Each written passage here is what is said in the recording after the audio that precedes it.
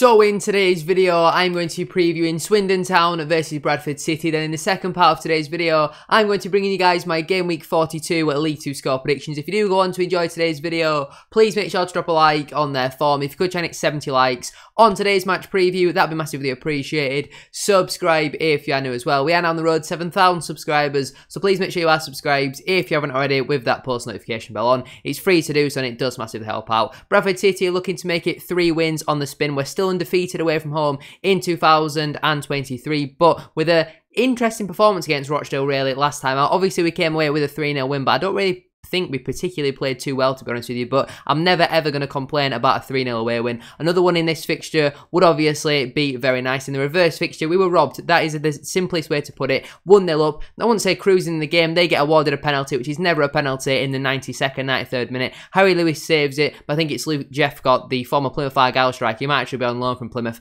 Taps it home. Unfortunately, we only came away from that game with a point where I think in the first half we played absolutely fantastic. So we need to get our revenge, get another 3 points, and whatever happens in all the other fixtures, we're guaranteed to go up at least one place as Stockport, I think, travel to Carlisle. So make sure to drop a like on today's video, subscribe if you are new as well, and let's get into it. If we start out then with the current Sky Bet League 2 table, my team Bradford City, we currently sit 6th in the table. After 41 games, we've got 19 wins, 14 draws, 8 defeats, 54 goals scored, 35 goals conceded, which is the 3rd best in the league. That leaves us then on a positive 19 goal difference and 71 points. Our last couple of matches been a win, a draw, a win, and a draw. Them last couple of matches then been a 3-0 win away at Rochdale, a 3-1 win at home to Sutton United, a 0-0 draw away at Crawley Town, a 3-2 win at home to Grimsby Town, and a 0-0 draw at home to Carlisle United. If you compare that then to Swindon Town, they're currently sat 12th in the Sky Bet League 2 table, smack bang in the middle of the table. After 41 games, they've got 13 wins, 13 draws, 15 defeats, 52 goals scored, 50 goals conceded, which leaves them on a positive 2 goal difference and 52 points. Their last couple of matches have been a draw, a loss, and a loss, and I think another loss in there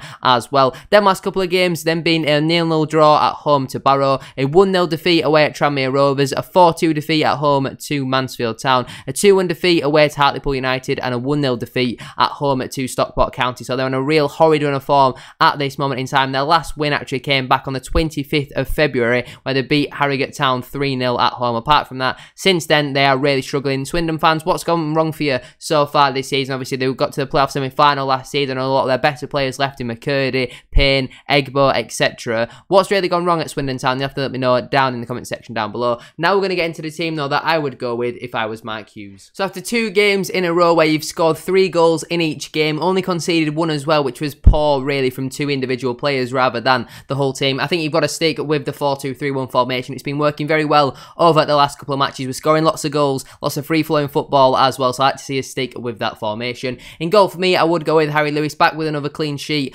on Saturday. It feels so weird playing so many Fridays and Mondays recently. It was actually Saturday, the last match. Obviously, Lewis had a decent game, to be fair, kept a clean sheet, did well when he needed to. Wasn't really called upon all too much, but had to make a couple of saves, especially in that first half when Stubbs had that diving header nightmare. He managed to save it from, I think it was Abraham Odo. Apart from that, was good with his crosses, good with his kicking, and he's obviously one of the best goalkeepers in the league. Into the back four then, at right back I would go with Brad Halliday. I thought it was a steady, solid performance from Halliday on Saturday against Rochdale. I don't really think anyone was bad, but I don't think anyone was good. I think everyone was a 6 or a 7 out of 10, and it was another solid performance from Brad Halliday. Into the back four then, sorry, not into the back four, into the 2 centre-backs then. Firstly, I would go with Sam Stubbs. Scored his first Bradford City goal at the weekend. Brilliant balling from Smallwood and a great header from Stubbs. All he has to do is hit the target. With a goalkeeper like O'Donnell who's glued to his goal line, all he has to do is hit the target, and that is definitely going to find the back of the net. Brilliant for him, and obviously it gets the monkey off our back that he's now the first defender to score for Bradford City so far this season, so we need the others to chip in with it now. Pardon him, I would stick with Romany Critchlow. The only goal we've conceded in the 2 games them two have played together was neither of their fault, so they both have to stay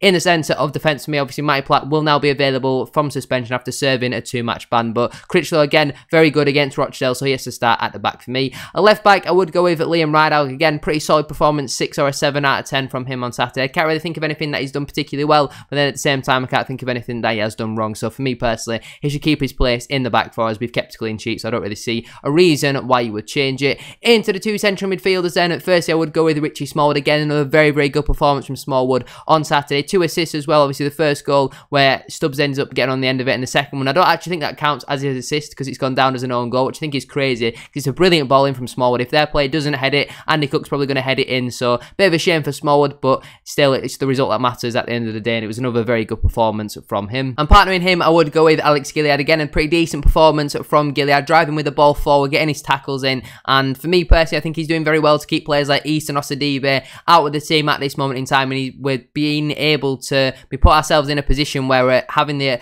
ability in the squad rotation to be able to bring him off for East or Osadibe just to rotate things and all that sort of stuff. Not just him, a lot of the players have been rotated. Obviously, we made 5 changes for the first time in what feels like a long time on Saturday against Rochdale. Yeah, they were quite late on in the game, but it's still good to get players rested and all that sort of stuff for this game against Swindon. Into the front three then, behind the striker on the right wing, I would go with Scott Banks. He scored another goal, I think his 6th of the season, our 2nd top goal scorer now. Brilliant goal. I mean, obviously it does take a deflection. It's a bit lucky from that point of view, but great to see him now taking shots on with his right foot. He seems to be getting more and more confident with that. Hit the crossbar as well in the first half. Brilliant strike. Unfortunately, did come back off the crossbar, and again, another decent performance from Scott Banks. Fingers crossed we can get him in on a permanent or even another loan at next season. I don't really know when his contract is up with Crystal Palace. I know he'll probably want to go back to Palace and test himself at the highest level possible, but we've seen what happened with Tariq Wright, and in my opinion, he should be staying at a place where he's loved by the fans, absolutely adored by the fans. And if this video ever gets back to him, Scott Banks, please, as from all Bradford City fans, we want you to stay next season. In the number 10 position then, I would go with Jamie Walker. Now, I feel like him and Andy Cook both really struggled to get into the game, especially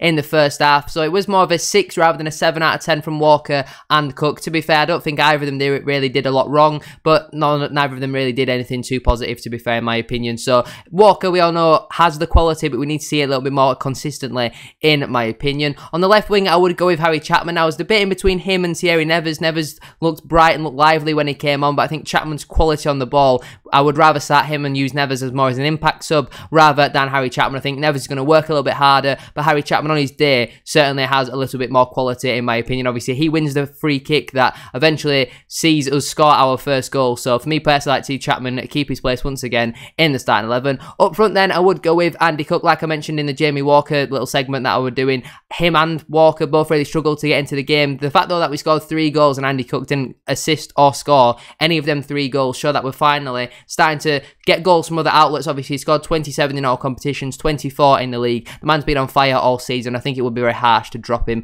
after not scoring in 1 game. On the bench then for me, that'd leave Colin Doyle, Matty Platt, Ryan East, Emmanuel Osadibe, Dion Pereira, Thierry Nevers and Matt Derbyshire, which means the players who miss out would be Heath Richardson, Luke Hendry, Oscar Threlkel, Timmy Odesina. Kieran Kelly's probably a little bit harsh to miss out on, but in my opinion, I think Platt is slightly ahead of him. Talaji Bola, Adam Clayton, who should hopefully be back from injury soon. Abuisa, same, he should hopefully be back from injury soon. Darrell Costello and Verden Oliver, who's currently out with an injury. Now then, let's get into my game week 42 League 2 score predictions. Starting out then with the big promotion at 6-pointer, Carlisle United versus Stockport County. I think this one could go either way. I think it's going to finish 1-0 either way. I'm going to back that result though to finish in Stockport County's favour. Crawley Town versus Colchester United. I'm going to go with a 3-1 away win for Colchester. Gillingham FC versus Leyton Orient. I'm going to go with a 0-0 draw. Grimsby Town versus Barrow AFC. I'm going to go with a 1-1 draw. Harrogate Town versus Walsall FC. I'm going to back Harrogate for a 2-1 home win. Newport County versus Mansfield Town. I am going to go with a 1-1 draw. Rochdale AFC versus Tranmere Rovers. I am also going to go with a 1-1 draw. Salford City versus Hartlepool United. Hartlepool recently losing to Newport. Salford obviously recently losing to Colchester, but I'm going to back the home side to get back to winning ways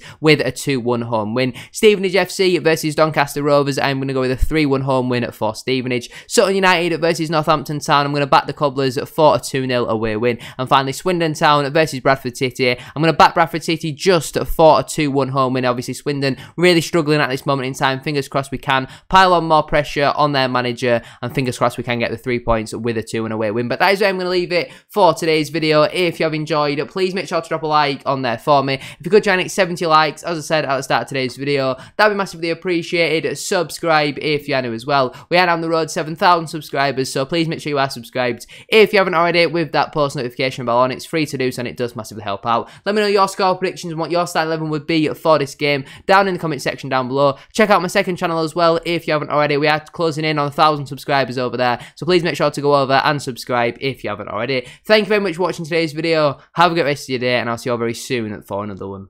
Peace.